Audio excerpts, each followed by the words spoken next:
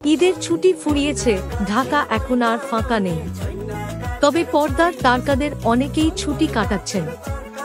গত কয়েকদিন উৎসবকে ঘিরে নানা অনুষ্ঠান প্রচার করে টেলিভিশন চ্যানেলগুলো।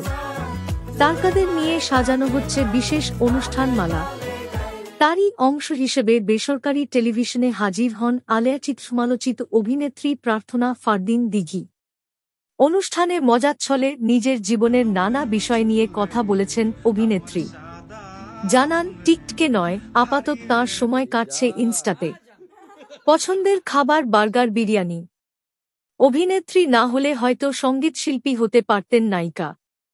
জনপ্রিয় ইউটিউবার তৌহিদ আফ্রিদির সঙ্গে তাঁর প্রেমের গুঞ্জন নিয়ে দিঘি বলেন, সম্পূর্ণ মিথ্যা, এটা তৌহিদ আফ্রিদি নিজেও বলবে।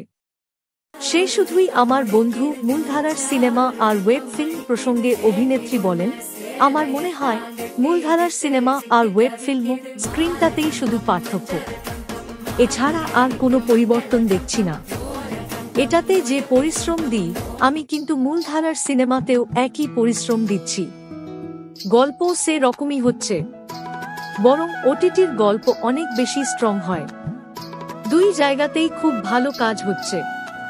একটা সময় হলে চলার পর প্রিয়তমা থেকে সবগুলো ছবি ওটিটিতে মুক্তি দেওয়া হচ্ছে। তার মানে প্ল্যাটফর্ম ছাড়া কোনো পার্থক্য নেই।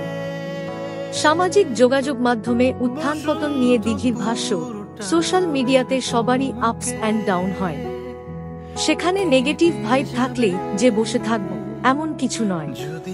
পরিচালকেরা তো আমাকে নিয়ে কাজ করছেন, দিন শেষে আমার কাজ আসছে, বছরে 2-3টা হলেও আসছে। এটা কিন্তু আমার জন্যে যথেষ্ট।